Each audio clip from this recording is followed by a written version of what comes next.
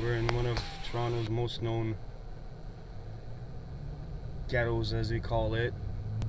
We're at Jane and Exbury. We're just north of Jane and Wilson.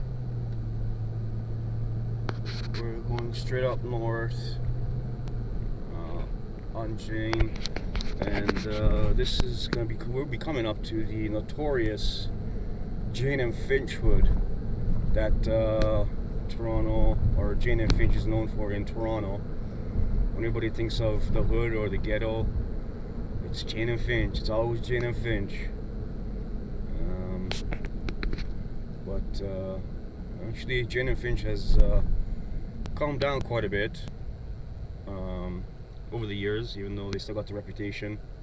Yeah, I don't mind the cracked windshield. And other parts of the city have taken over, like some parts of Etobicoke. I'm not gonna mention any neighborhoods really. Just want to stay neutral and, you know. Yeah, let's leave it at that. We are still coming up. Ooh, what's a bump? Oh, I saw that too late. Oh, we saw that too late. Here we are at Shepherd, Jane and Shepherd.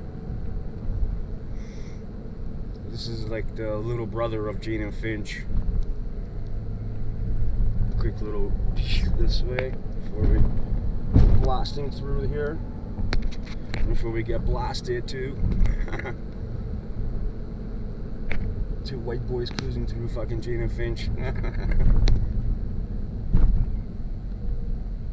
Yeah, Nikki.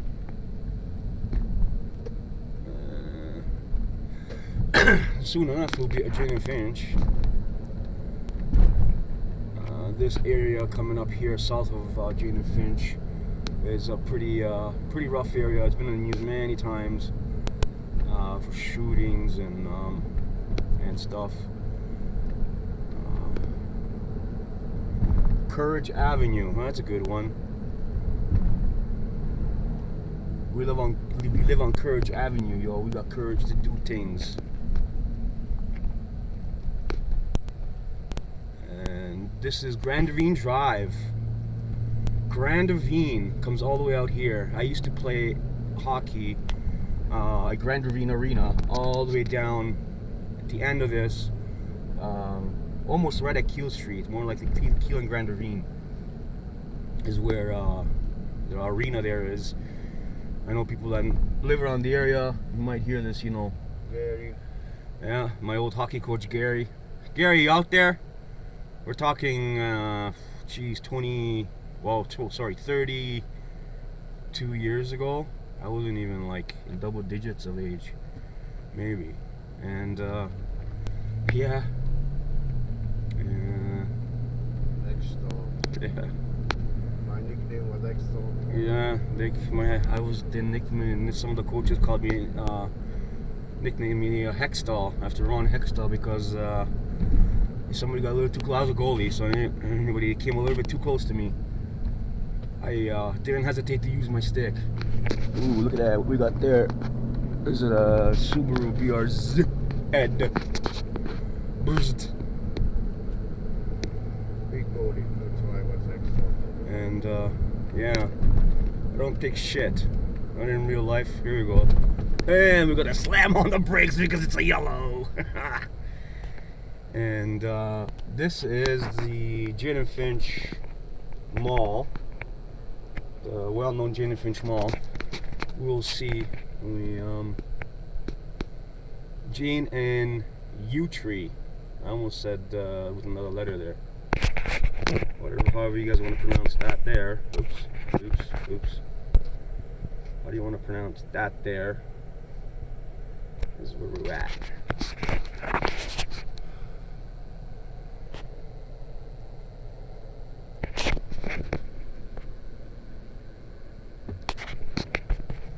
And we're off.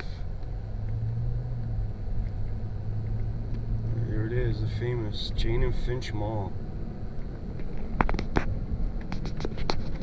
Nothing crazy. Oh, this is only Finch. There we are, Finch. Jane and Finch Mall, right there, right there. So, used to come here a lot back in the day. I like literally lived back there at Kiel, south of Finch. The very first time we came to Canada in 1985. I used to come up to this mall all the time. Obviously in the 80s it wasn't as bad. Oh, this guy's retarded. Like, why don't you just move over there? Like, get in the turning lane, man. All these buildings and everything are, you know. I forgot who. Somebody, damn, made a. I think it was, man, I want to say Tom Green. Yes, Tom Green. If you search Tom Green, if you guys know who Tom Green is, he was originally from Ottawa. He had a Rogers 10 cable channel. Like, he was a nobody with his buddy out in Ottawa before he's in Hollywood now. You guys know he played in lots of big movies, Tom Green. He was one of these back in this area. He came from Ottawa and he made a rap video. So if you search, it's the most ghettoest, most cheapest thing ever. If you guys search Tom Green rap video, Jane and Finch, you'll find it, and it is absolutely like hilarious to see Tom Green. He was just barely about 18, 19 back at those times of that video, and yeah, it was pretty funny. But he made it big. He was. I started watching him when he was nobody. Like I said, he was on like a Rogers 10 cable late at night, once a week kind of special he had. You guys go check him out. Search for Tom Green Slutmobile on YouTube. See what he did to his poor dad, man. The guy came out. Dad came out in the morning to go to work, and Tom Green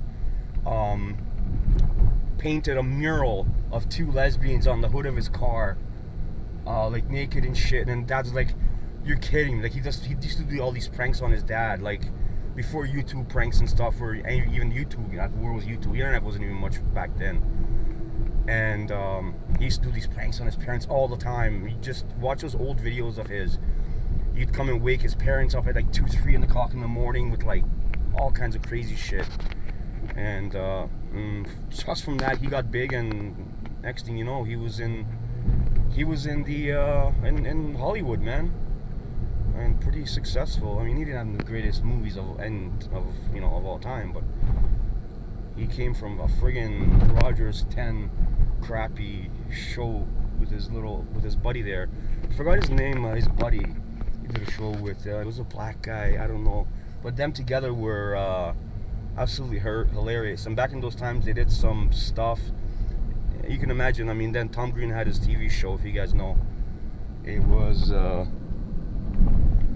just people chilling in the ghetto. Yeah, those guys are up to no good. Those guys are definitely up to no good.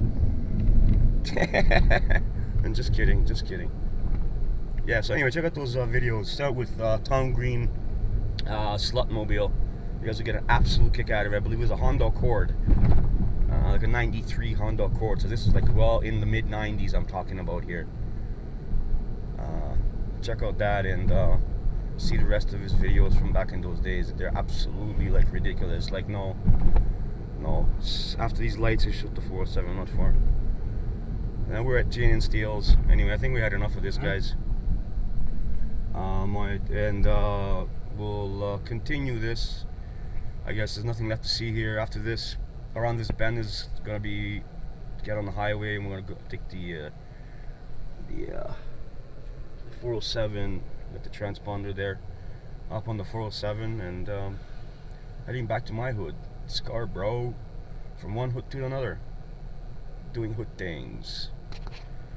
Alright folks, keep your head up and keep on swimming. Bro.